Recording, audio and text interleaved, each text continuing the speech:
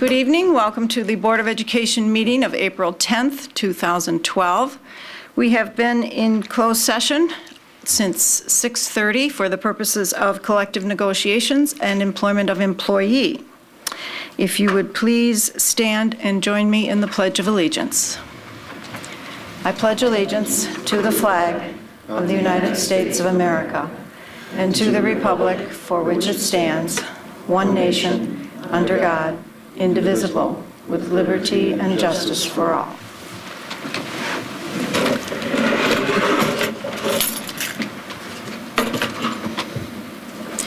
The first item on our agenda this evening is a student recognition, and we've asked Mr. Collins to help us with that. Do you have a preamble, Mr. Pernod? Yeah. Excuse me if I could. I'd like to introduce Jake Martin, who is the English Department Chair and also the speech team coach. Mr. Martin, welcome, and it's our privilege to have you this evening.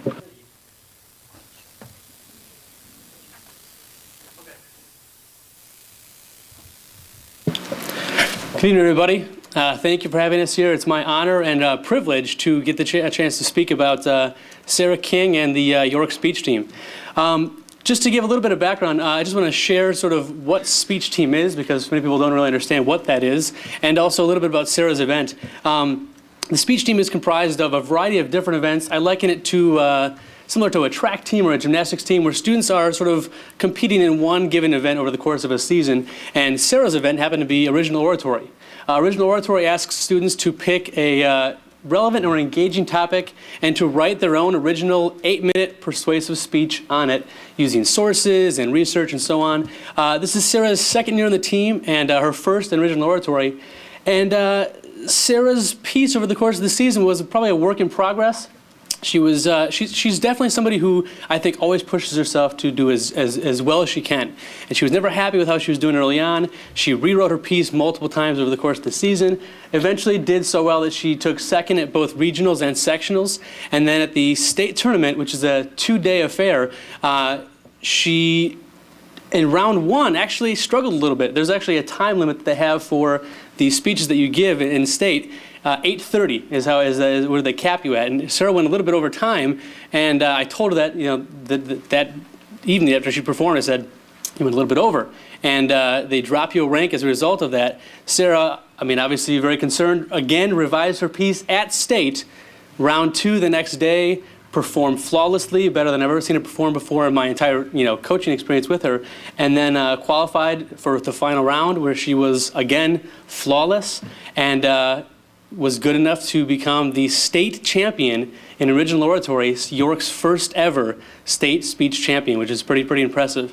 And I think that Sarah exemplifies the team as a whole this year. I think that we have such talent among our seniors to our freshmen, and I think one of the greatest compliments that I was paid was by a coach from a neighboring school. There's a lot of powerhouse speech schools in our area, and unfortunately York has never been sort of put into that class, but this coach from this neighboring school said, I don't like to see York at our tournaments anymore because it means we're not going to do as well as we usually do.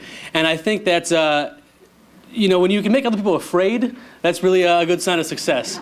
But no, in all seriousness, I mean, this just is a testament to the students that we have on speech who really are such incredible talents, and I think Sarah is just a perfect example of that. So it's my privilege to introduce and call up here Sarah King.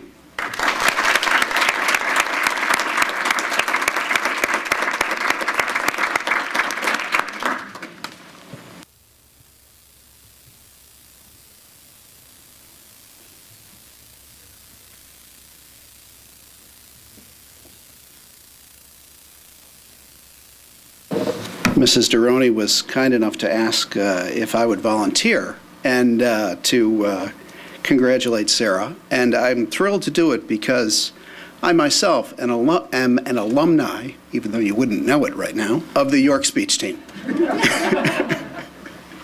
I competed in 2 events, and I never saw a state tournament.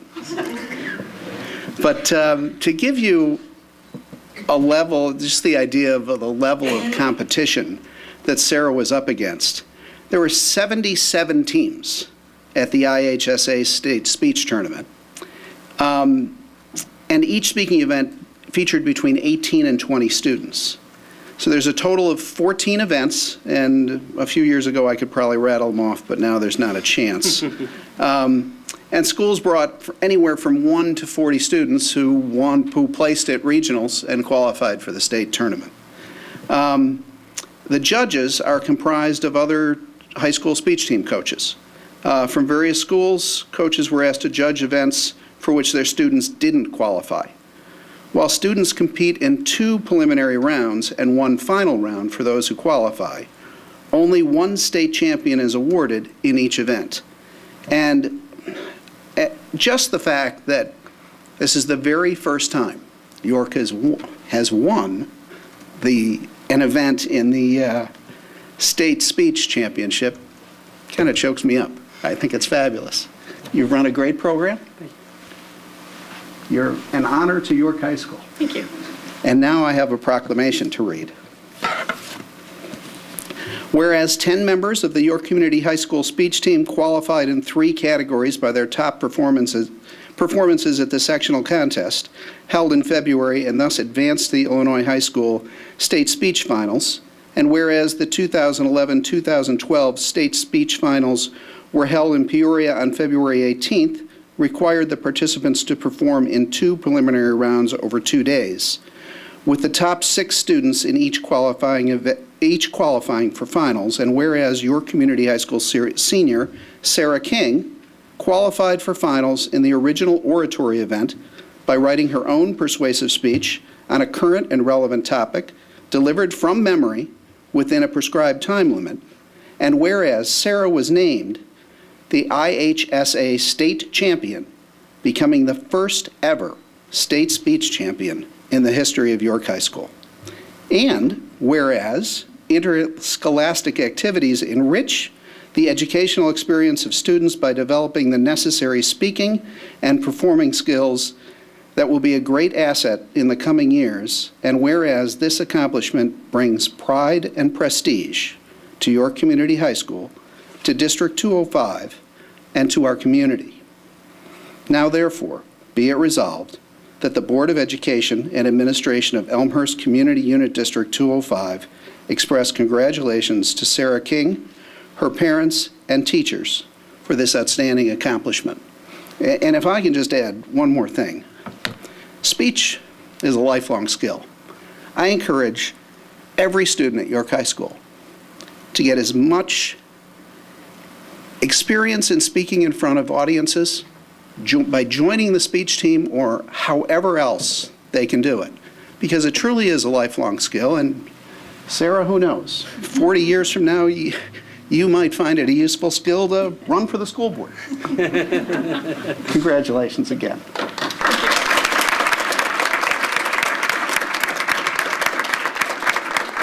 Now, this goes to Sarah. All right, I'll make sure she gets that.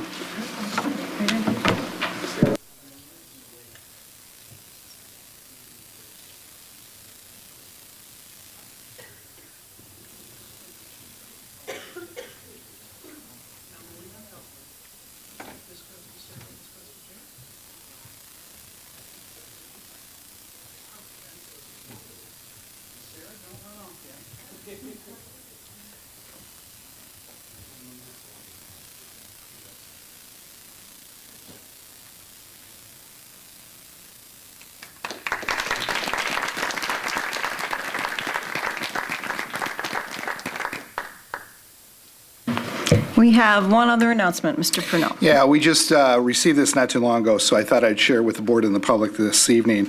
The National Merit Scholarship Corporation program has recently determined which of the 16,000 semifinalists named in September of 2011 have met all the requirements to advance to finalist standing in the competition for national merit. All finalists will be considered from National Merit Scholars to be offered in 2012. We already honored all of our semifinalists, but I'm proud to announce tonight that 5 York seniors have been named as finalists for National Merit. And they are Margaret Homer, Tessa Kroll, Ryan McDonough, Margaret Patchett, and Harry Strebar. So congratulations to those 5 students. They will move on.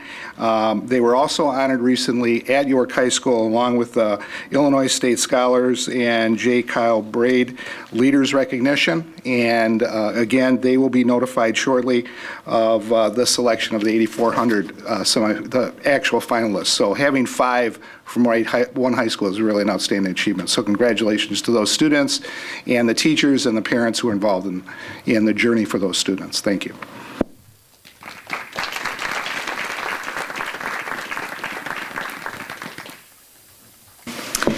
Thank you.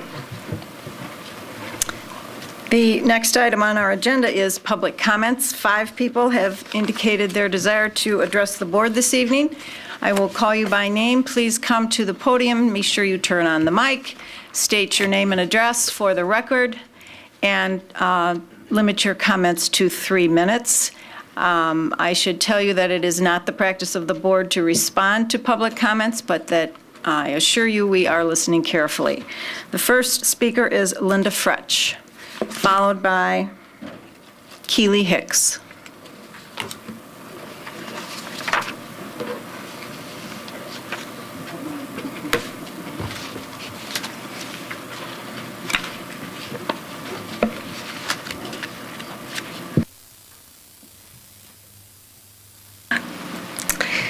My name is Linda Fretch. I have lived at 226 Columbia Avenue for almost 40 years. My children and foster children have attended your schools. I have been a member of District 205 staff for 23 years at Churchville Middle School as a library assistant. Last year, I was an active member of the EPERT Library Committee. The position of library assistant on any level, elementary, middle school, or high school, is a multifaceted one. On the middle school level, there are 2 very important components: assistance to students and teachers, and behind the scenes, secretarial and maintenance work. We check books in and out, help students and teachers locate materials, discuss books, pull materials for curricular projects, manage the circulation desk, and much, much more. Every day, we keep your children's school library open during the entire academic day. When not serving our students and teachers, we have numerous behind-the-scenes activities, responsibilities. We check books in, shelf, straighten, repair books, research books and authors, research professional journals like School Library Journal, preview and process new materials, maintain files, and generate reports. We oversee the look and the condition of the entire library collection. This position is not just an aid to the librarian, but to the entire school community. If assistants are removed from the high school and middle school libraries, this will force librarians to assume these duties to keep the libraries running. This will take away time to professionally collaborate with teachers and help create rich activities for our students and schools. At Churchville, for the past 7 years, our library has coordinated many school-wide activities. These include our all-school read, our participation as an official Caudle School, and our yearly major literary event with our kids. We have hosted renowned authors Roland Smith and Gordon Corman. Projects like these may be eliminated because our librarians will be performing the assistants' clerical duties for a majority of their day.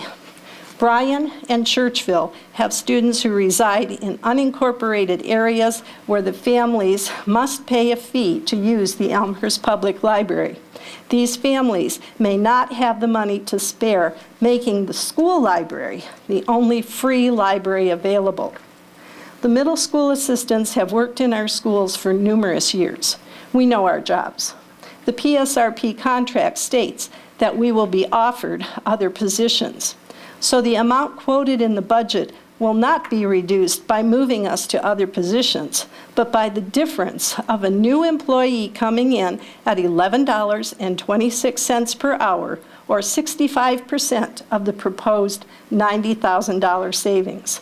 The middle school assistants cordially invite the administration and the Board of Education to come and chat with us and see what our jobs entail in order to make an educated decision about the future of our libraries. This decision will greatly impact the education of our students and academic support for our teachers. Thank you. Thank you. The next speaker is Keely Hicks.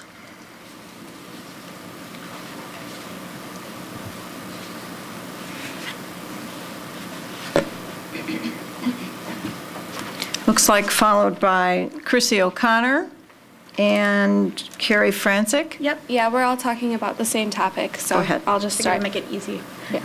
I'm Keely Hicks. I'm a senior at York High School, and I'm in AP French. Recently, one of the French teachers at our school had to take a sudden leave of absence, and they combined the AP French class and the French 4-H class. This was only because AP French has a class size of 11, and it was the easiest option for them to do. We think that it is hurting us, and we're never going to be prepared for the AP test coming next month. You would never combine a pre-calc honors class and an AP Calc class. It would just not happen. It wouldn't work. And it's not working for French either. We're not getting the adequate attention from our teacher. She has to try to spend her time between 4-H and AP, and we feel we're not going to be prepared. We have to take our tests with the department chair, Dr. Bucciarelli, who also does not speak French. So we can't ask her questions, and it's harder for us to learn French.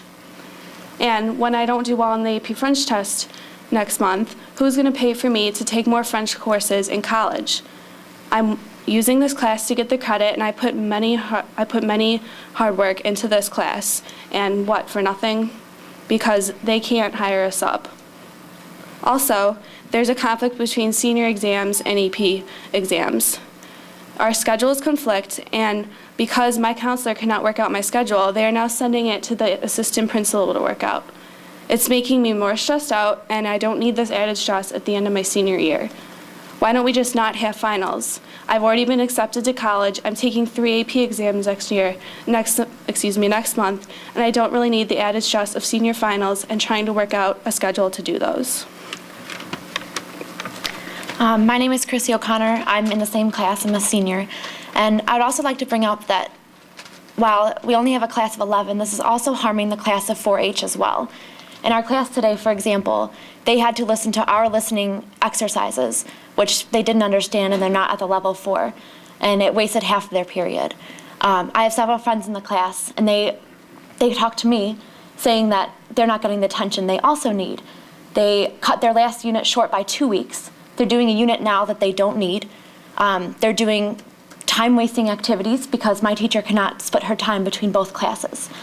So now this is not just affecting our class of 11 people, it's also affecting their class of 35. And I'm paying $80 for this exam. But if I don't get a good enough grade, I'll be paying thousands of dollars for it in college. And I feel that because I go to this school, my teacher should be supplied to me, and I should be getting her full attention, especially this close to the AP exam. Thank you. Hi, I'm Kari Francis, and I'd like to point out that we're not blaming the teacher. She has a ton of stress with this. She has to work out, coordinate what she's going to teach them, because she still has to teach them what they have to learn, because they're still learning units, and they have to take a final, they have tests to do, and we have our AP tests. So we all have tests, and she has responsibilities to teach both of us. And it just doesn't work out because our curriculum doesn't match up. So not only is it affecting our class, 4-H, it's also affecting the teacher, giving her unnecessary stress. Because before, she was only teaching 2 classes because she has young children. Now she's teaching, I don't know how many more, but she's teaching a lot more classes, not to mention she's teaching 2 classes at the same time. And it doesn't work out for any of us. So we have thought of the proposal that potentially hiring a sub to watch the class, like switch off. Like one class would be doing some silent work in one room with a teacher watching them who doesn't have to speak French. And then the other class would have Madame Gandolfo, our French teacher, to help learn the nuances of grammar, to prepare both classes for their French tests coming up. Thank you.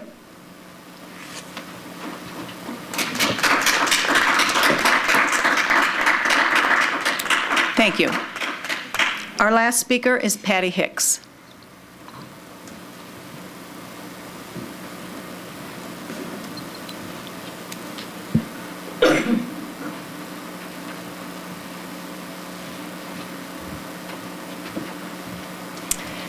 Hi, I'm Patty Hicks. My daughter Keely was the first one that spoke, and speaking as a parent, to not have been informed that I didn't need to be informed what the emergency was, but I would have liked as a parent to have been informed that my daughter's class of 11 was being merged with another class of over 20 with one teacher who is now responsible for 2 separate curriculums this close to the AP test.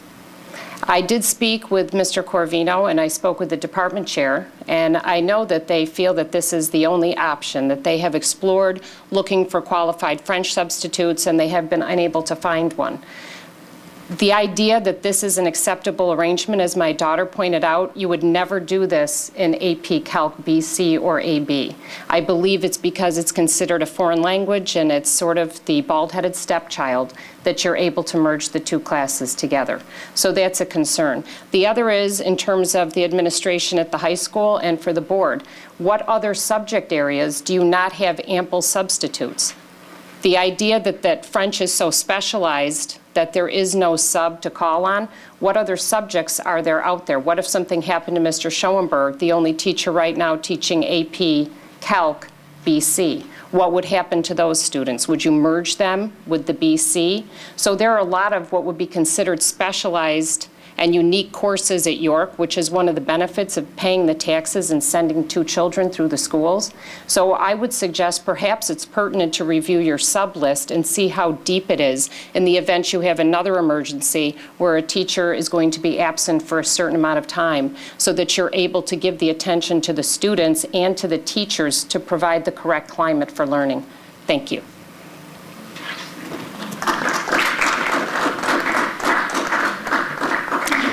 Thank you. That concludes our public comments this evening.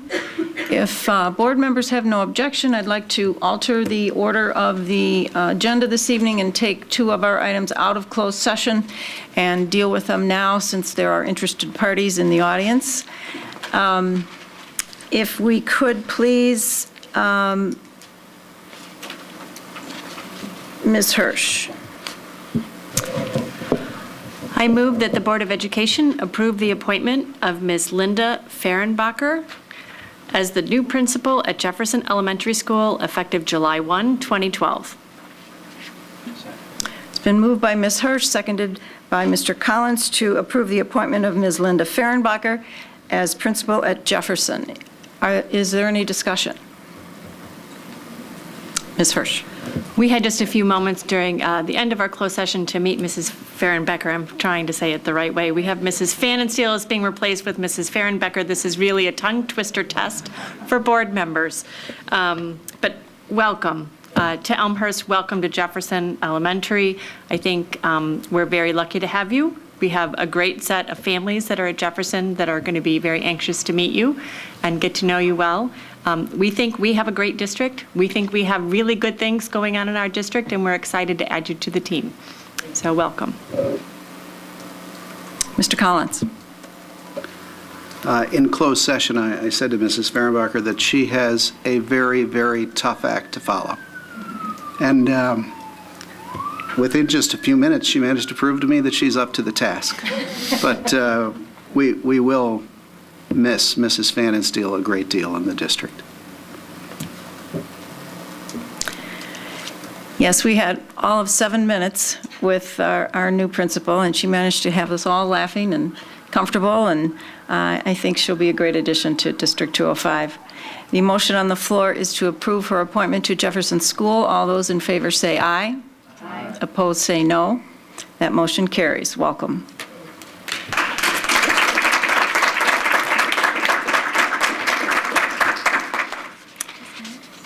The next item that we'd like to do now before we go on with the rest of our agenda is to approve the agreement for between the Teachers Union and the school board. Is there a motion? Ms. Hirsch. I want to make sure I have the right one. I move that the Board of Education approve the negotiated agreement for the period from July 1, 2011 through June 30, 2015 between Elementary Community School District 205 and Elmhurst Teachers Council Local 571 American Federation of Teachers. Is there a second? Moved by Ms. Hirsch, seconded by Ms. Ebner to approve the negotiated agreement between the Elmhurst Teachers Council and the Elmhurst Community School District 205. Mr. Pruneau, did you have some comments? Yeah, well, first of all, let me thank all of the parties involved in what was a very long negotiation process. Obviously, these economic times make it very, very difficult to negotiate any contracts with our employees. As I've said before, this is not a reflection of the worth of our employees, the worth of our teachers. They certainly deserve everything that we could possibly provide them. However, in these difficult economic times, it's been very, very difficult to do that. But I want to credit both negotiating teams for sticking with it. We got to the 11th hour, but we were able to come to an agreement that I think is going to serve the district well, serve the teachers well in these very difficult economic times.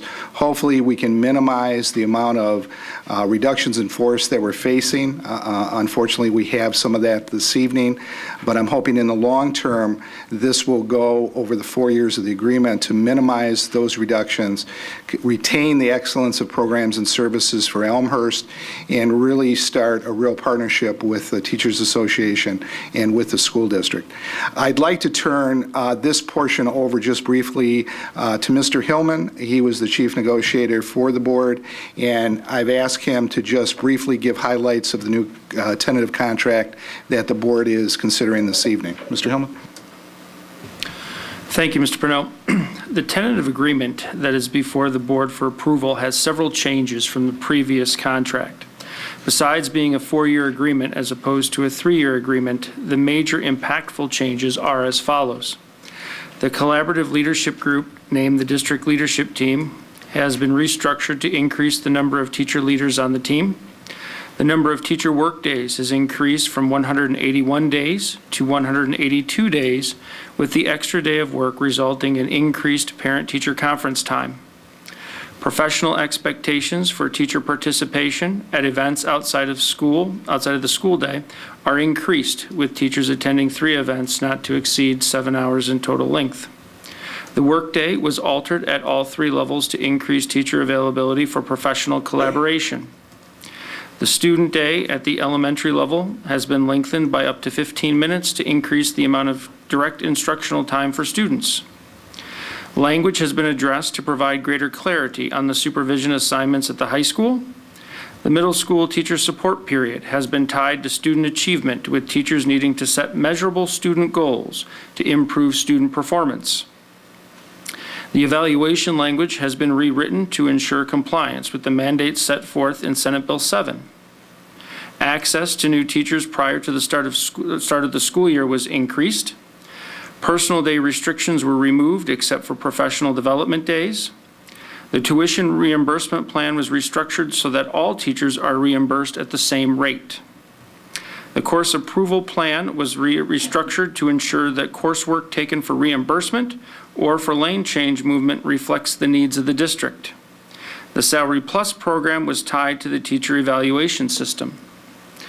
The retirement incentive was also looked at. Teachers must choose between receiving 4 years of 6% increases or 5 years of health insurance reimbursement once they retire. In the past, they were eligible for both. Additionally, if the state of Illinois requires that school districts increase their contribution to the teacher retirement system, the 6% retirement incentive becomes frozen, with no new teachers entering the program, and teachers already in the program will not be eligible for future 6% pay increases. Teacher salaries. For the 2011-2012 school year, this year, teachers will not receive STEP, and there is no new money added to the base rate of pay from the 2010-2011 school year. For this year, teachers who earned a lane change will be credited with lane movement for the second half of the school year. For the 2012-2013 and the 2013 and 2014 school year, no step will be given as was the case in 2011-2012. 2014-2015 school year, the last year of the contract, teachers will be able to move 1 step. For the 2012 and 2013 school year, the second year of the contract, the base increase will be tied to the Consumer Price Index for December 2010. The base will increase by 50% of the 2010 CPI. The CPI for December 2010 was 1.5%. Therefore, for the 2012-2013 school year, the base will increase by 0.75%. For the 2013-2014 school year, base will again be tied to the CPI, specifically the December 2011 CPI. The December 2011 CPI was 3.0%. With using 50% of the CPI, the base will increase by 1.5%. And finally, for the 2014-2015 school year, there will be no increase to the base, and it has been stated previously, teachers will be able to move one step for this particular school year. Thank you, Mr. Hillman. I see what took 18 months. Before I open it up to discussion from the board, I just want to express our thank you, Board of Education's thank you to both negotiating teams for all of the work they put into coming to this agreement. It was a long 18 months for all of us. The people who were still left standing on our team turned out to be Mr. Pernod, Mr. Welton, Mr. Johns, Mr. Hillman, our own board member Jim Collins, and a former board member who, for reasons only known to herself, was hanging in there with us, Marta Davey, the entire time on the negotiating team. We thank you all. The entire board thanks you for your dedication and your perseverance. I'd also like to thank all of the teachers who, since last July, came to work every day able to enter their classrooms with only one thought, and that was to educate our children, in spite of all the uncertainty. We, as a board and as an administration, appreciate that. I'd like to thank as well the parents and the community for having the patience to bear with us for all of this. I think it's a fair contract. It's a contract which nobody is really happy with, which I guess makes it a good contract. Is there any discussion from the board before we take a vote? Mr. Bloom. This was a very difficult vote for me, and I'm going to read this to make sure I don't say something the wrong way here. I appreciate the changes that both sides have agreed to with respect to work rules that have made significant progress in enhancing student learning. My issues are purely on the financial side. Let me begin by stating that my vote on the contract is primarily driven by a desire to reach an agreement which balances the interests of all constituents, including teachers, parents, students, and taxpayers in this difficult economic environment. It is in no way intended to communicate a lack of respect for the dedicated teachers of District 205. We are fortunate that great teachers in our district pursue their vocation not based on requirements of a contract, but a willingness to go above and beyond to ensure every student gets the best education possible. For these teachers, I truly wish we had greater resources and options to reward them for the true value they create. Unfortunately, the current economic environment has left the district with a $1 million shortfall, in excess of $1 million shortfall for next year, and projected deficits beyond.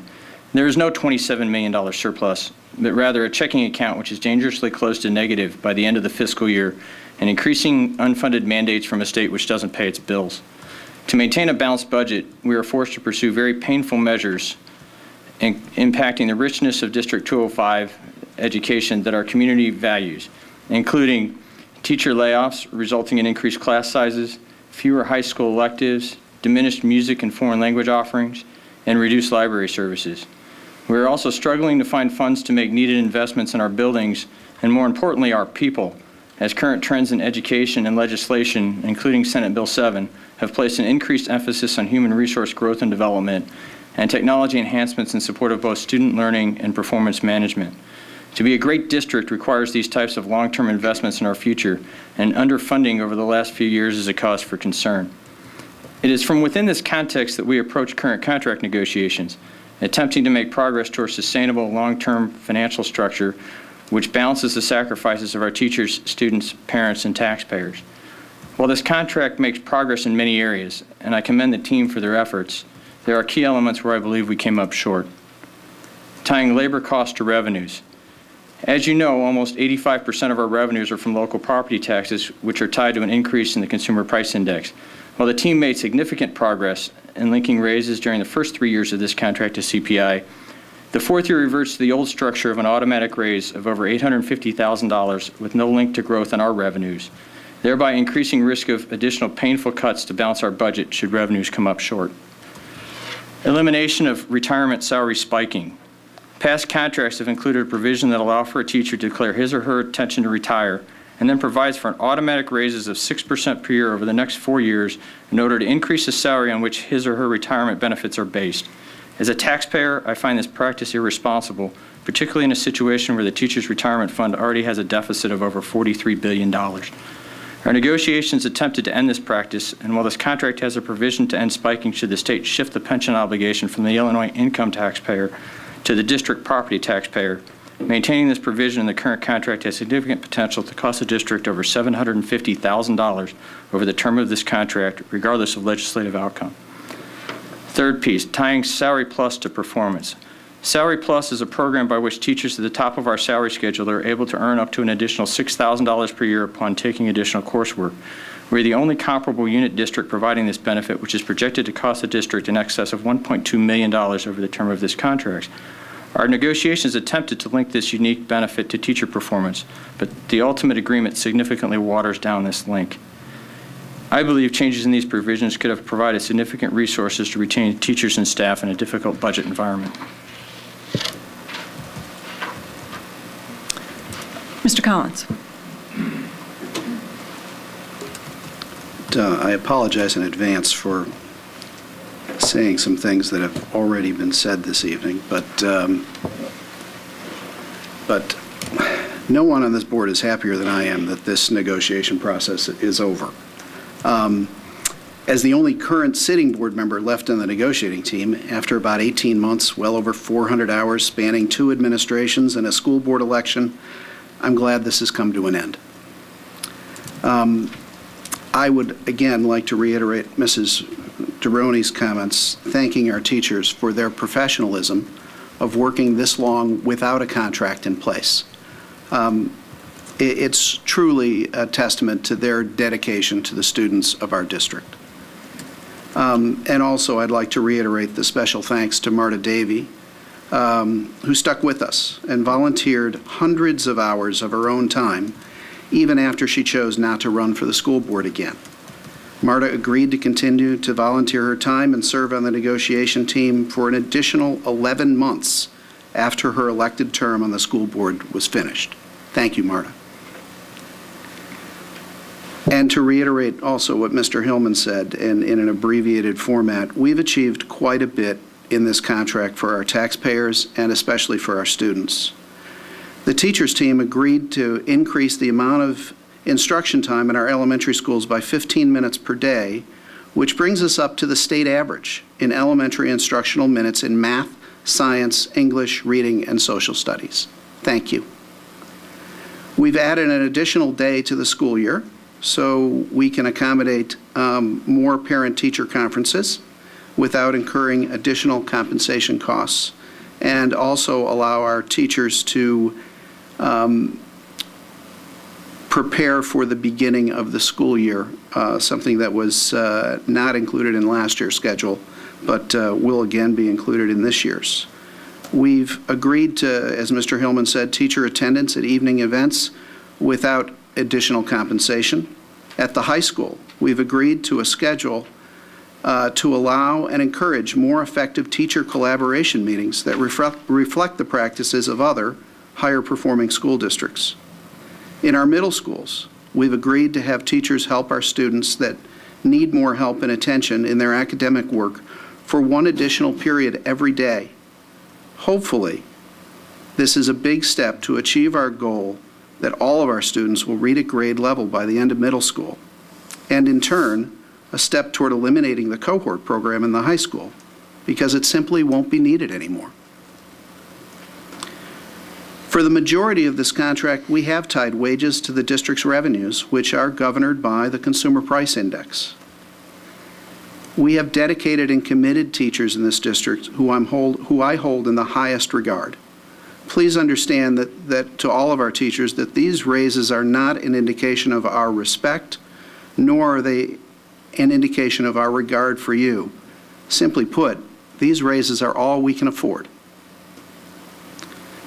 We entered into these negotiations with a contract that compensates Elmhurst teachers better than any other group of unit district teachers in DuPage County. And we have ended this negotiation with a contract that compensates our teachers better than any other unit district teachers in DuPage County. Our children and our community will benefit from these changes in the contract. However, there is one part of this contract that troubles me greatly. We offer 2 programs to increase the salary and therefore the pensions of a small subset of our teachers who are already our highest paid teachers, the majority of them who are nearing the end of their careers. The first program is, as Mr. Bloom mentioned, Salary Plus. As he mentioned, a teacher at the top of the pay scale making $104,000 can take up to 7 additional 3-credit-hour courses and increase their total pay to $110,000 per year. The second program, which is entitled the Retirement Incentive Program, allows a teacher to declare their intent to retire 4 years in advance and therefore receive 4 consecutive 6% raises, which increase the end-of-career teacher salary by a compounded 26% over the course of those 4 years. These salaries are used to compute a final pension benefit. A true retirement incentive program should only be offered for a limited amount of time to truly provide an incentive for teachers to retire. A retirement incentive program that is offered every year in perpetuity is not an incentive plan at all. It should be renamed the Pension Enhancement Plan. I had hoped that we could eliminate at least one of these 2 programs by the end of this contract. However, I can only speculate that the union negotiating team follow the demands of their union bosses and threaten the board with a strike. Here is my difficulty in summary. While about 90% of our teachers will be getting paid some pretty small raises over the next 4 years, about 10% of our highest paid teachers will be getting, by any standard, some very large raises. We're laying off about 16 teachers tonight to balance our budget. My heart goes out to every one of these teachers and their families, and I will do whatever I can do to find a way to recall as many of these teachers as possible by the beginning of the new school year. The irony is, on the same night we're approving a contract that continues these 2 pension enhancement programs that will cost just the district, and I'm not talking about the pension plan, the teacher's retirement plan, I'm talking the Elmhurst School District 205, in the first year of the contract it will cost us $295,000. And by the last year of the contract, we'll be paying over $695,000 that year in these programs. Or stated in a different way, if our dire financial situation continues and we cannot find other cost savings or revenue enhancements, these pension enhancements will cost the equivalent of 4.5 mid-year career teachers just in the first year of the contract, and the equivalent of over 10 teachers in the final year of the contract. I ask myself if that will cost the community our elementary world language program or our music or art programs, and I certainly hope not. I make no judgment as to the worth of these programs. I'm simply pointing out that we can no longer afford them. Not at the cost of teachers' jobs, not at the cost of larger class sizes, and not at the cost of sacrificing the richness of the curriculum that we offer our children.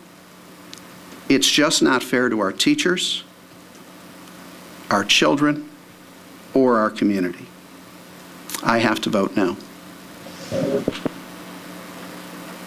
Any other discussion? Seeing none, Mrs. Walsh, would you call the roll, please?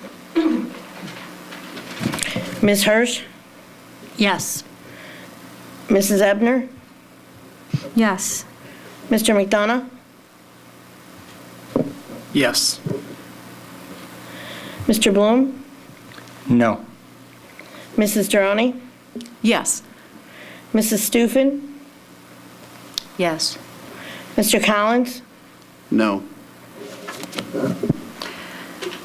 5 ayes, 2 nays, that motion carries.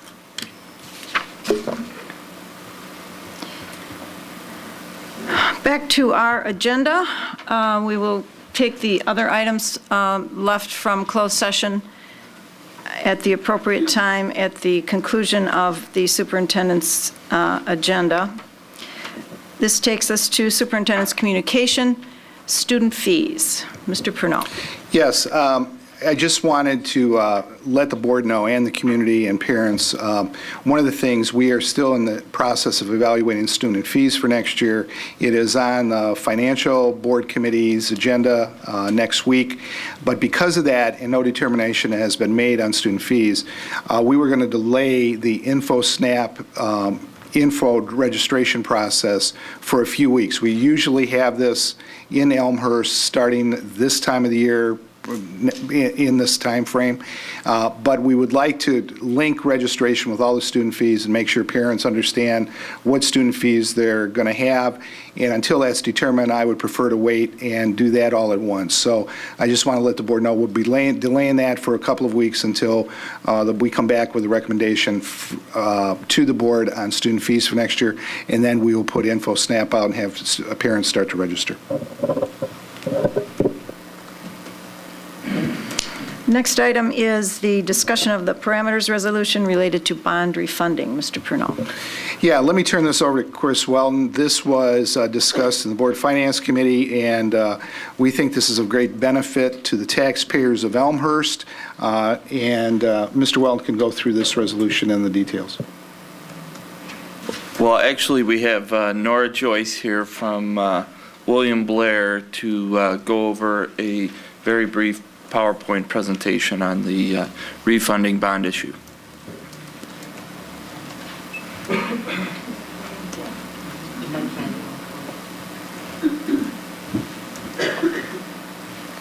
Okay, thanks very much. It says Elizabeth Hennessy would be here tonight, but she's actually out of town, so happy to stand in for her. Nora Joyce from William Blair. And I'll just begin by talking a little bit about the interest rate market. This is a trend line for the past 5 years for tax-exempt interest rates for 10-year AAA tax-exempt rates and 20-year AAA tax-exempt rates. The green line is the 10-year line, and the blue line is the 20-year line. And we're over on the far right-hand side of the graph.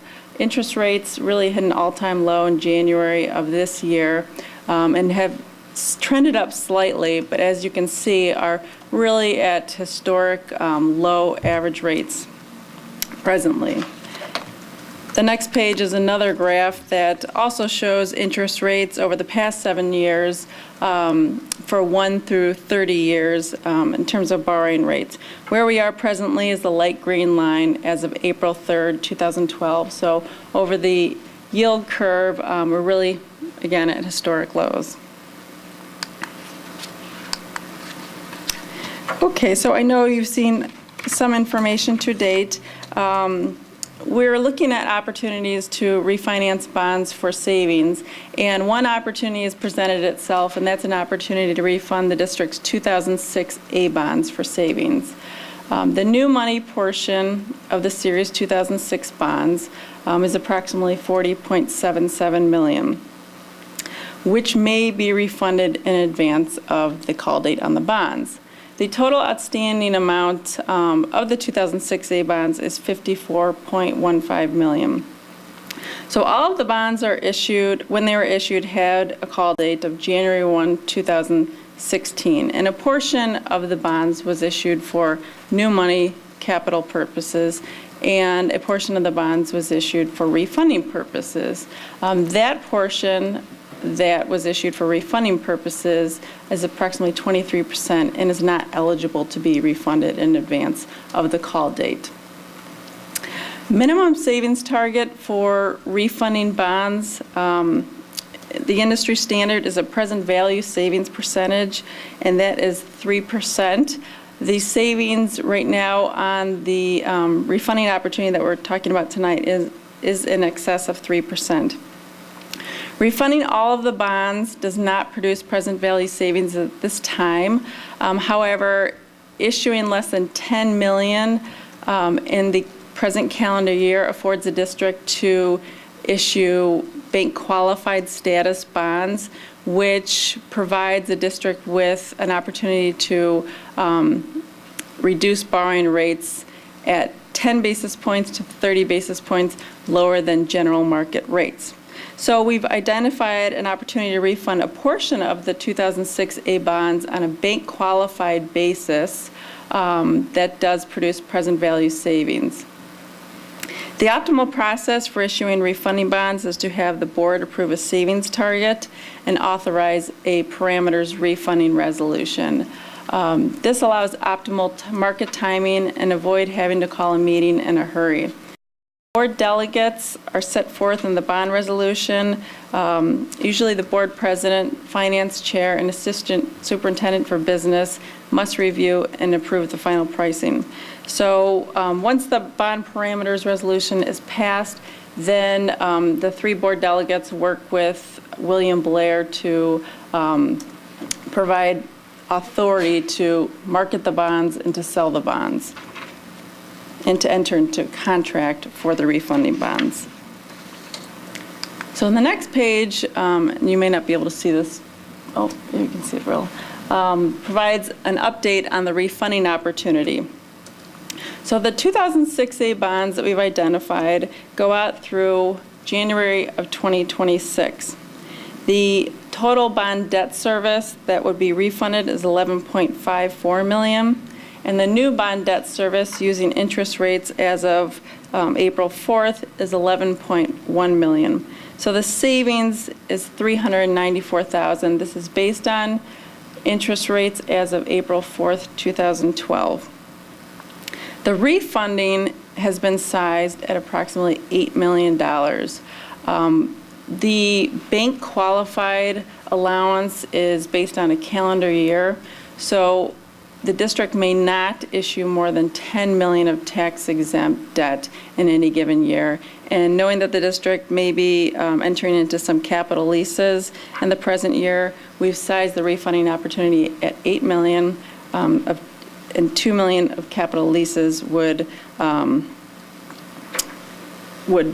be issued at a later date. So the present value savings on the bonds at the bottom is 4.94%.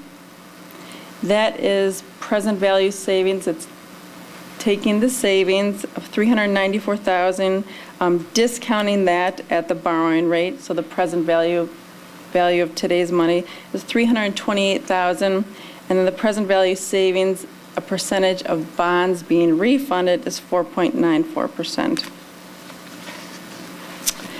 In terms of, I just want to mention one other thing. Negative arbitrage is the difference between the borrowing rate, the new borrowing rate on the bonds, and the escrow rate, which is a rate of return in the escrow. The escrow will run through 2016, which is the call date, and that is also a factor in how much savings can be optimized on a refunding. So even though interest rates are very low at, say 3 or 4%, the borrowing rate, which is an escrow rate of return and uses state and local government securities or U.S. Treasury securities, is extremely low, as we all know and can tell in our investments in our checking account. So the negative arbitrage is $616,000. So one way we look at that, we say, okay, well, if we wait until closer to the call date, what's the benefit of doing so? So on the right-hand column bottom, the break-even analysis is interest rates would need to increase by more than 26 basis points between now and February 2013 to make the district better off selling refunding bonds now at current interest rates. So the interest rate risk really is if interest rates, go up more than 26 basis points. We have been tracking this opportunity since February, and the gross savings as of February 3rd was $746,000, and the present value savings was 7.8%. The present value savings currently is 4.94%.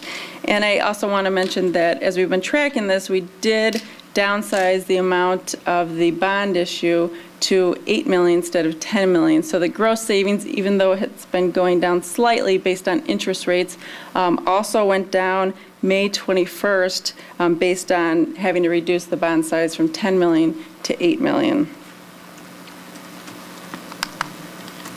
And that is it for the presentation.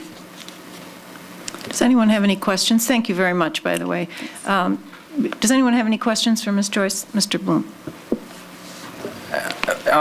What maturity structure of the refunding? Is it I see in here, it's a 10-year bullet or?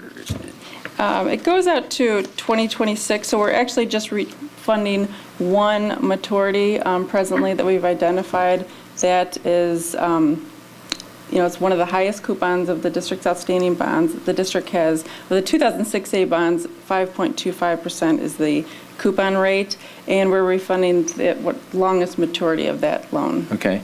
And then secondly, today the 10-year closed at 198, I think, which is back in the range of the March 1st kind of numbers that we wrote. I mean, looking at a chart there, materially different than April 4th, I think. I guess it would be helpful to have an update. Well, the municipal market is a little bit, has one-day lag in terms of pricing data that comes out. So based on today's data, the MMD and the municipal market data comes out tomorrow. So I don't have an update based on today's activity, and would have one based on tomorrow.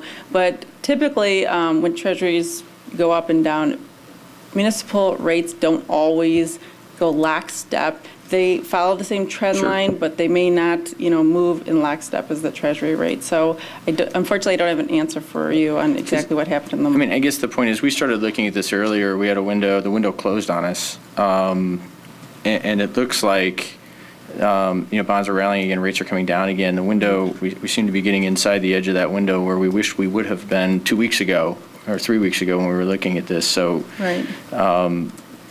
Well, generally, let me just say something. The bond parameters resolution is good for 6 months, and we'll monitor the market. Typically, it takes, based on authorization, it takes 3 to 4 weeks to close a bond issue, but at 3 weeks, 2.5 to 3 weeks to sell bonds. So based on, today's authority, I think that the earliest we'd probably be in the market is 2.5 weeks. And I know Chris has been in touch with Elizabeth, so I don't know exactly what the calendar is. We, typically, there's been so many things going on in the market, but typically what we have seen as a trend in the municipal market is once the tax deadline approaches April 15th, a lot of demand is reduced, and therefore interest rates tend to go up in the municipal market.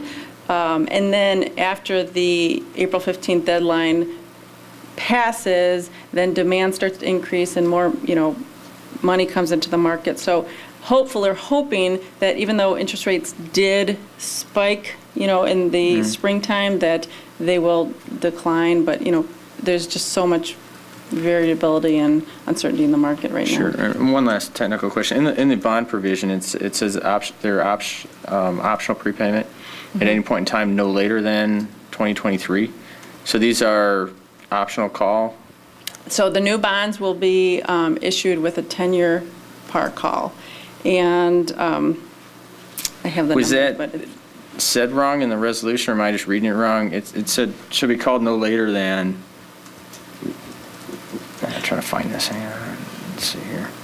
All or a portion of the bonds may be called on the date specified in the notification, but not later than January 1st, 2023, and on any date thereafter. Was that supposed to be not earlier? So this is the optional call for the new bond issue. The new bond issue. So when these bonds are issued, because these go out to 2026, we're issuing them in 2012.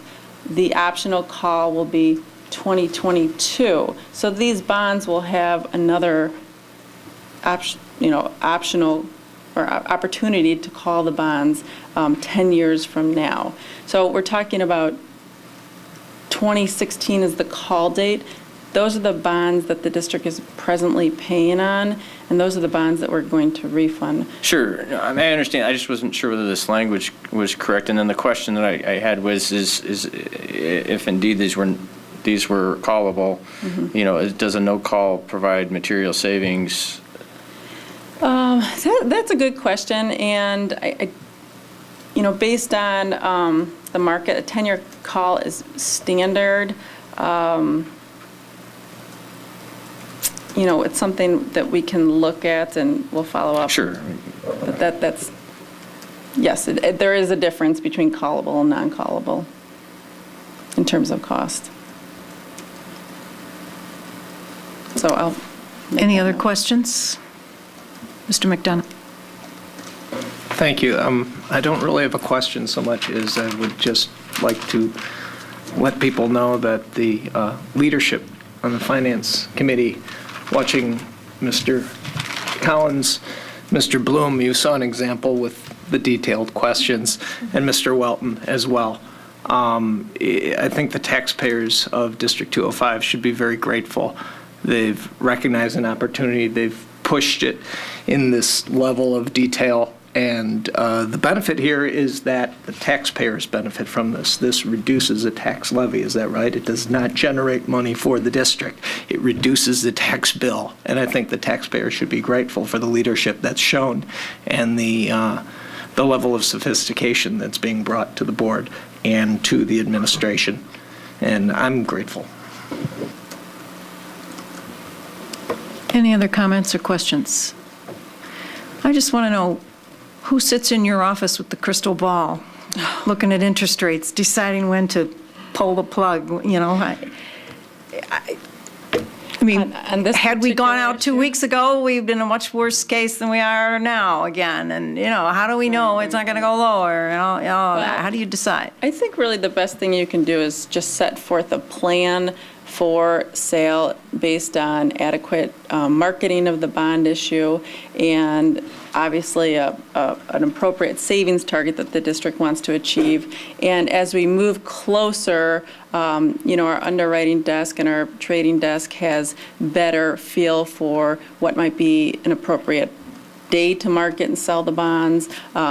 We also look at other supply in the market if there are large bond issues coming forward, the state of Illinois, or various events that we anticipate. We want to maybe get in the market in advance of that or later than that. But generally, we don't like to try and time the market, and we don't say let's wait 6 months and maybe interest rates will be better. No one wants to be in that business. And there are many people who are in the business, but we try to avoid doing that and just try to put together the best plan for our clients. Anyone else?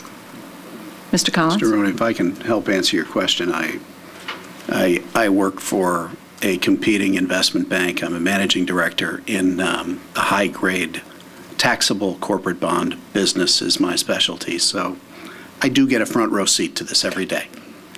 And there is no crystal ball. In fact, if we had a great crystal ball, I wouldn't know any of you people because I would be on a beach somewhere. But I mean, you can take the best economic news that comes across the tape every day. You can take the best estimates from the leading economists in the market. And the consensus is that they think interest rates are going higher. Now, you cannot predict day-to-day volatility. And you're right. In January, and I'll use the 10-year Treasury as a proxy for all this since that's what I stare at every day. Interest rates are the return on the yield on the 10-year Treasury was about 1.8%. It then rose to about 2.4%, and now it's back roughly to 2%. So at 2.4%, as you see in William Blair's calculations, that the break-even point is just 26 basis points.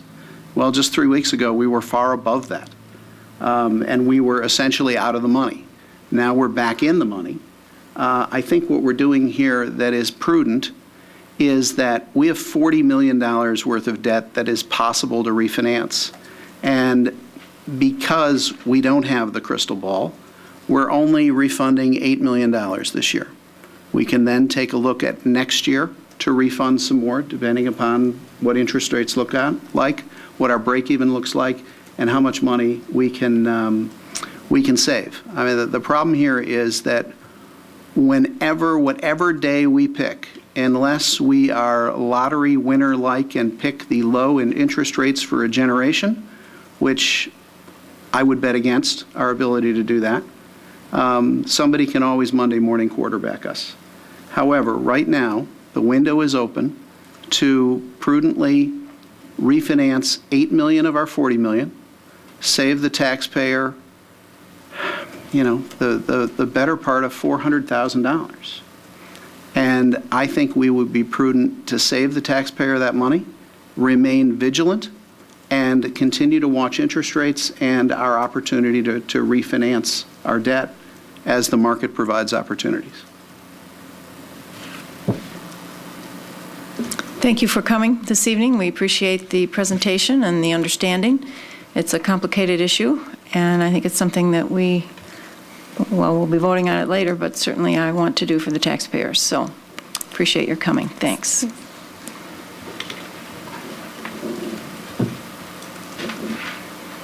This is strictly speaking a workshop meeting.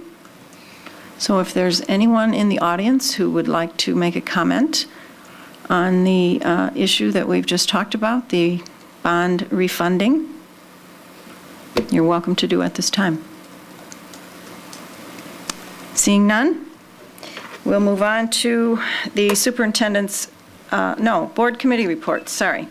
We have two committees to hear from tonight. The Curriculum and Instruction Committee is first. Ms. Ebner. The Curriculum and Instruction Board Committee met on April 4th last week, and we discussed 3 topics. The first one was the technology plan, and Dave Smith presented or reviewed the technology plan for 2012 to 2015. So we talked about our future for technology for our students in this district. Dave Smith has done a lot of research review, and his team, his technology plan also looked at district achievement data. They have received a lot of teacher input. There's been teacher focus groups. There's been teacher surveys centered around technology. So there's a lot of data that has come in about technology, of where we are now and where we want to go for technology.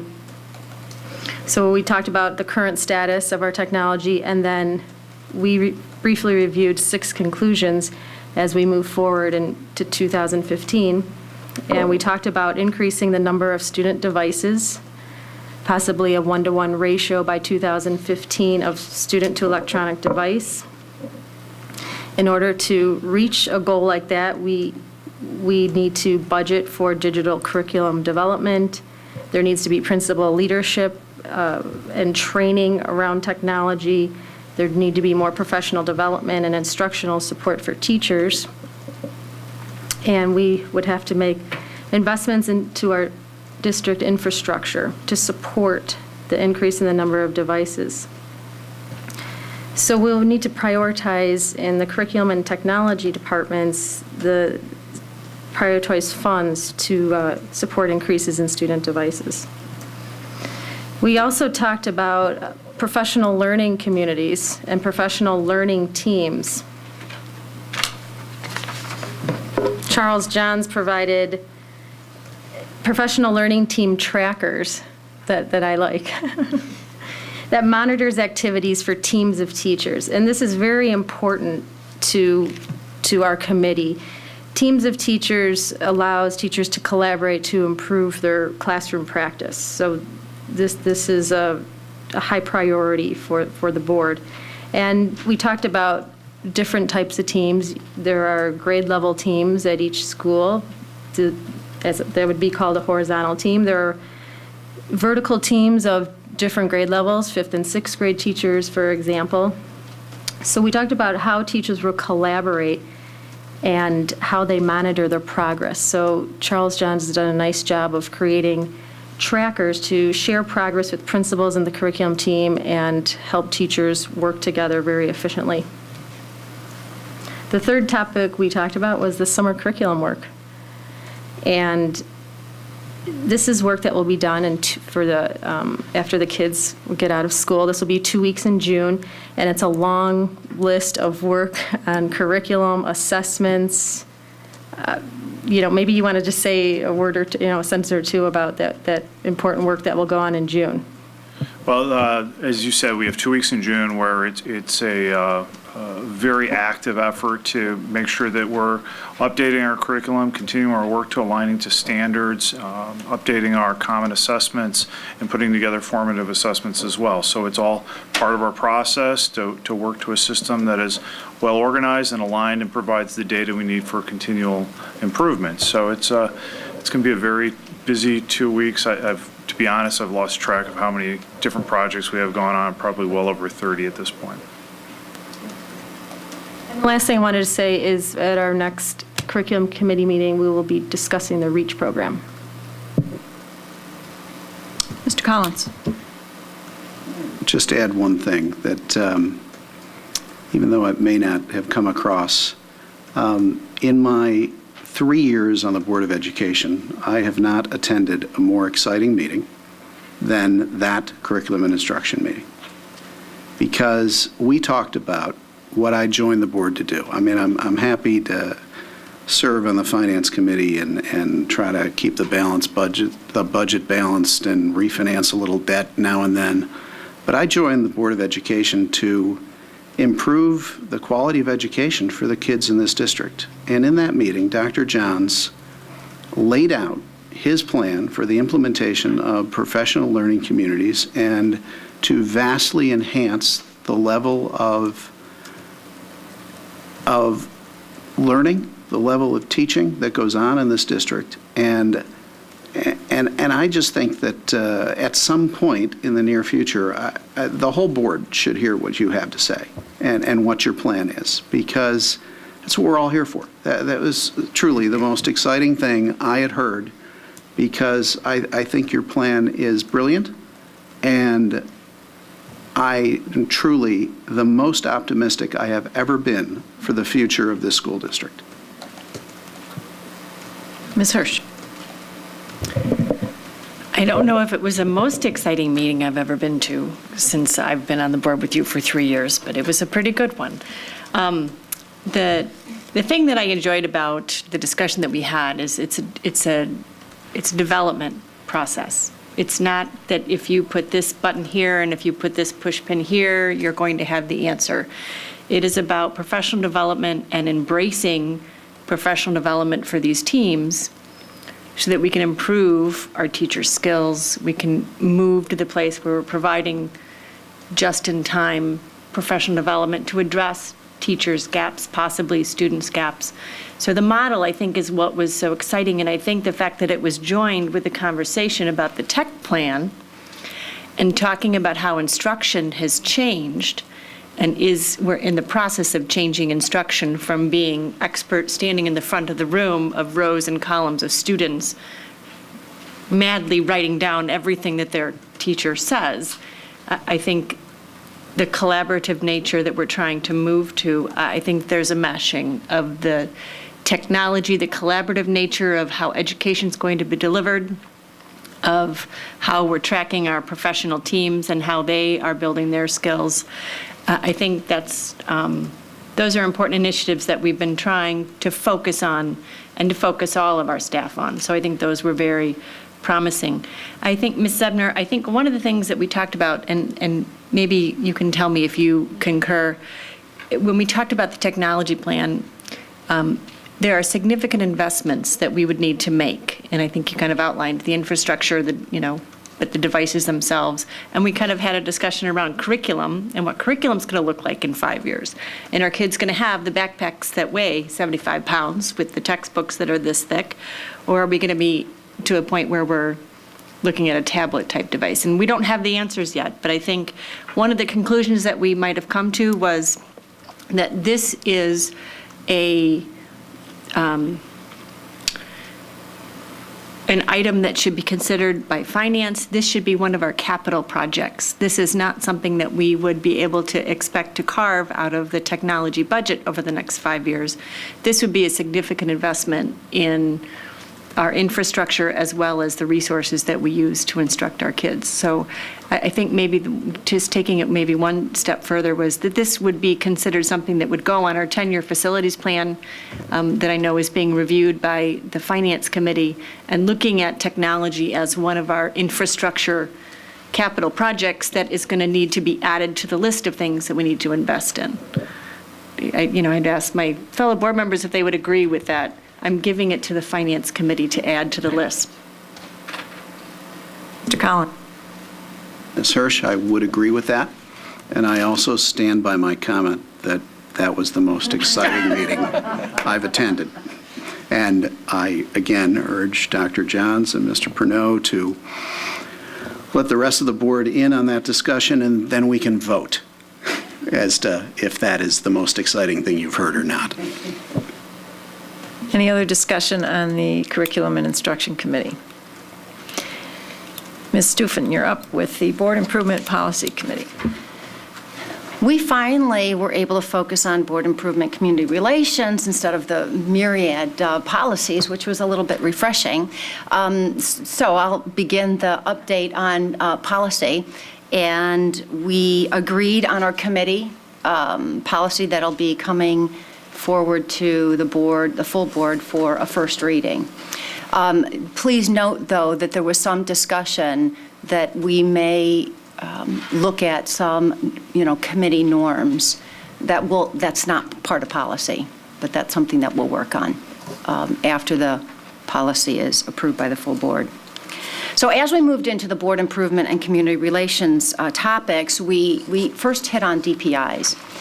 First, with respect to the community relations, and thank you, Malia, for putting together a great list of district performance indicators from a community relations perspective. We did add a performance indicator, which is awareness and effectiveness of budget at a glance.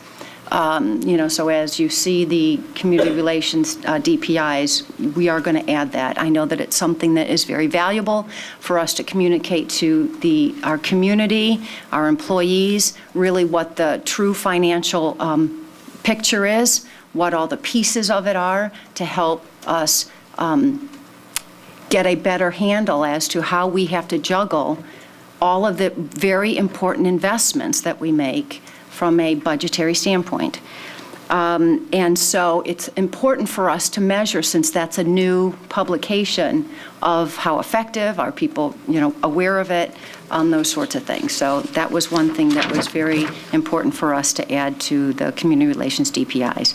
Then we moved into board governance. I know that we do our, annual self-evaluation, which we will have, DPIs with respect to that. But really what we want to focus on is the board governance work as it relates to representing education for the community. And I know that at some point in the Performance Management Committee, we're talking about overall district DPIs. There's a little bit of overlap in this committee. And that is from when you look at a district-wide survey, you do ask questions about board governance and how well are we communicating with the community and doing our governance work. So some of those survey questions we will bring out of that survey and look at it from our board perspective, and those are our DPIs. So I thought that was really important. The other main component of a board governance DPI is transparency. We want to be transparent, and one way that we can measure that is, I know the Illinois Policy Institute has a local transparency project and a grading rubric rating, and I know that DuPage County was evaluated, and we got some results of that and have made already significant improvement, but we can use that instrument to rate how transparent we are. So it's not us looking at ourselves as transparent, but an outside, entity evaluating us, with other governmental entities and comparing to see how transparent we are. I think that's a real DPI that we should look at. So that's what the committee is proposing. Then we moved into the board self-assessment. I know that we've already approved the survey, but really what we did was we looked at the next step of it, and that is not just taking the survey, but what are the results and how we formulate a retreat so that we can get some valuable, honest, deep discussion about how we are governing. And so we talked about the retreat, and so more information will follow. Just so that everyone understands, there's two pieces to the retreat that you will hear about. One from the board improvement policy and community relations group from a board self-evaluation standpoint and the committee structure. And then there's another segment of it which will come out of performance management committee with respect to the overall district TPIs. Just to kind of throw that bigger picture realm out there. We also talked about board open houses. We really want to connect with the community. And I know that we initially, when the board got together last year, we talked about adding maybe another community forum in the spring. And we talked about a lot of different ways to reach out to the community. And there are many ways. One of which we would like to propose to the board is that we segment some time before our board meetings that everybody knows, they go on typically twice a month, and that we as a board would be available to the community to do Q&A with the community before the board meetings. So we would really like to set that precedent, because what we want to do is make sure, we know that the community is out there, we know that they come to the board meetings, and we could just utilize that scheduled time. So we are going to propose and try to work around, I know that we've had closed sessions before board meetings, but we would like to propose and try to work around the June 12th board meeting where we can begin this process and at least put a stake in the ground and start the process, see how it's going, and then we can roll it out further. So that was a big, specific item that we would like to move forward with. Lastly, we talked about legislation. There's so much going on with legislation that impacts us. Instead of having it one way, we talked about it being two ways. So one idea that the committee was talking about is how do we get our legislators talking to us in our community, talking to us as board members. So one proposal is that we ask our legislative representatives that represent us in our community to present to us at a board meeting what's going on, what's upcoming pending legislation, and what's the impact to the community. So that's my update for the committee. Any questions for the Policy Board Improvement Committee? Seeing none, we'll move on to the superintendent's consent agenda.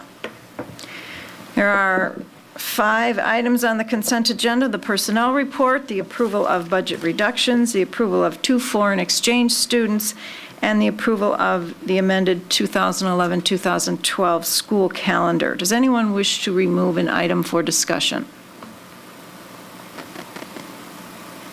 Seeing none, I need a motion to approve the consent agenda.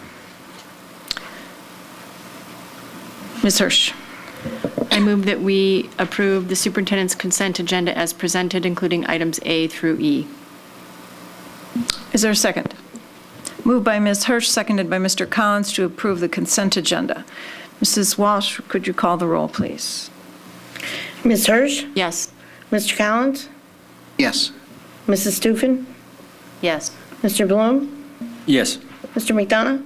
Yes. Mrs. Droney? Yes. Mrs. Ebner? Yes. 7 ayes, no nays, that motion carries. We have a couple of action items. Is there a motion for the first one? Both of them are involving the refunding presentation that we heard earlier. Mr. Collins.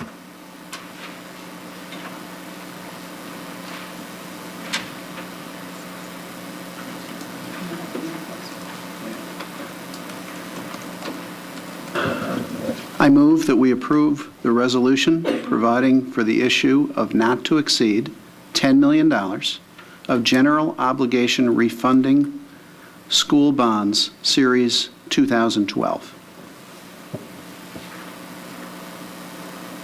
Is there a second? Moved by Mr. Collins, seconded by Mr. McDonough to approve. It doesn't even use the words parameters resolution. Interesting. Okay, to approve the resolution providing for the issue of not to exceed 10 million general obligation refunding school bonds. Is there any discussion? Mr. Collins. I just want to reiterate that I think this is a prudent thing to do. As Mr. McDonough pointed out, it saves our taxpayers money. And we always have to keep a vigilant eye to save our taxpayers money. And also, I just wanted to thank Mr. Welton. He has provided throughout our Finance Committee meetings. He's a problem solver. He's proposed many solutions to the problems that we presented and tried to solve. And he is the person that kept in close touch with William Blair, monitoring the market, and came to us and brought this to our attention. And I just want to say thank you. Mr. McDonough, do you have a comment? It was just a procedural question that should we just consider the two items together, the resolution authorizing directing the execution of the escrow agreement at the same time, since it's the same subject matter? I expect since they're two 50-page documents, the attorneys would like us to do them separately. Okay. Yes. Got it. Just to be clear, in layman's terms for the public, what we are doing is preparing to authorize William Blair, in conjunction with the board president, the finance chair, and our assistant superintendent for business, finance, and operations, what we're going to do is prepare a resolution that will allow those entities to observe carefully the right time in the market that would be best for us, looking at all of the different things Ms. Joyce talked about, that would be best for us to float new bonds at a much lower interest rate than the one that we originally had to use, thereby saving taxpayers money. The rest of the complication is in the details, but that's the bottom line of what we're doing for the taxpayers. Ms. Stufen. And I know that it might be a new precedent for us as a board in District 205 in Elmhurst, but this is, I'm not going to call it common practice, but there are other school districts, that do this. So it's not new, new pieces. And as Ms. Deroni has indicated, it has to be approved by, many different people in order to execute it. But this is in preparation that we can, make that decision and move on it without, months preparation, and we lose the window. And in fact, it is not new to District 205. We have done this similar thing in the past at other times. Ms. Ebner. I just wanted to make one comment. If we have this parameter resolution, and if we in fact do not refund, if the interest rates aren't right and so forth, the different variables, if we do not execute, then we are not responsible for any fees. So that's another positive for this transaction. Any other discussion? Do we need a roll call? Yes, it's a resolution. Mrs. Walsh, always? Really? Please call the roll. Mr. Collins? Yes. Mr. McDonough? Yes. Mrs. Stufen? Yes. Mrs. Droney? Yes. Mr. Bloom? Yes. Mrs. Ebner? Yes. Ms. Hirsch? Yes. 7 ayes, no nays, that motion carries. And the second resolution, getting this refunding underway. A motion, Ms. Ebner? I move that the Board of Education approve the resolution authorizing and directing the execution of an escrow agreement in connection with the issue of general obligation refunding school bonds, Series 2012. Is there a second? Seconded by Ms. Hirsch. Moved by Ms. Ebner to approve the resolution authorizing the execution of an escrow agreement, basically setting up the account where we're going to put the money from the new bond issue until the call date. Is there any discussion? I just had one question. The rationale talks about the escrow account being with U.S. Bank Corporate Trust Services, whereas the resolution talks about the escrow account being at the Bank of New York Mellon Trust. I talked with you, Mr. Welton, about it, and that is, in fact, it's going to be a new. Could you clarify that for us? Yes, the rationale did not have the right bank. It is the New York Mellon Bank. Just in case any bankers out there looking at the rationale and looking at the bank, that's not the right one. It's the New York Mellon Bank. Mrs. Walsh, could you call the roll on this second resolution? Mrs. Ebner? Yes. Ms. Hirsch? Yes. Mrs. Stufen? Yes. Mr. Bloom? Yes. Mr. Collins? Yes. Mr. McDonough? Yes. Mrs. Droney? Yes, 7 ayes, no nays, that motion carries.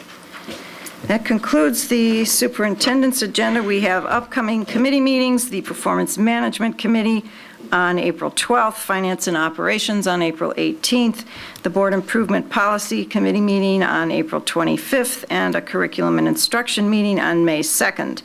We have our regular business and reorganization meeting on April 24th, and our workshop meeting the second Tuesday in May 8th. We have 2 items left out of closed session still to be acted on. Is there a motion, please? Ms. Hirsch. I move that the Board of Education approve the resolution authorizing notice of non-renewal to non-tenured teachers other than final year probationary teachers. Is there a second? Seconded by Mrs. Ebner. Is there any discussion? Mr. Pernod, could you maybe just give us a quick summary of what this action is? Or Mr. Hillman? Mr. Hillman, you want to explain this to the public? In this particular case, we are looking at our staffing levels and are ensuring that we will not have more workforce or more teachers available than what would be necessary in order to staff at the levels that we have looked at based on budgetary recommendations.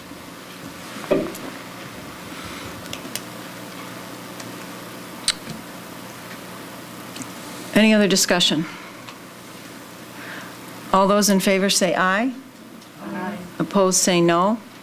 That motion carries. The last action is second half of the same. Is there a motion, please? Ms. Hirsch. I move that the Board of Education approve the resolution authorizing the honorable dismissal of teachers. Moved by Ms. Hirsch to approve the resolution authorizing the honorable dismissal of teachers. Is there a second? I'll second. Seconded by Mrs. Stufen. Is there any discussion? Same rationale. Unfortunately, no one's happy having to do this. All those in favor say aye. Opposed, say no. That motion carries. Next item is board communications. Does anyone have anything they wish to share with the board this evening?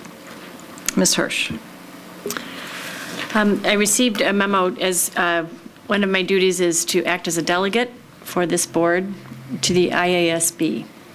And so I received a memorandum requesting that if boards of education would choose to put together or modify resolutions relating to what IASB position statements are. This is the Illinois Association of School Boards. So this is the organization that supports school boards across the entire state. If it is the desire of this board to put forth any resolutions or modify any of the existing resolutions, our deadline is June 30. So if anyone has any interest in looking at these or working on these, just let me know. Any other board communications? Anything else? That's all for this evening. Thank you. Okay.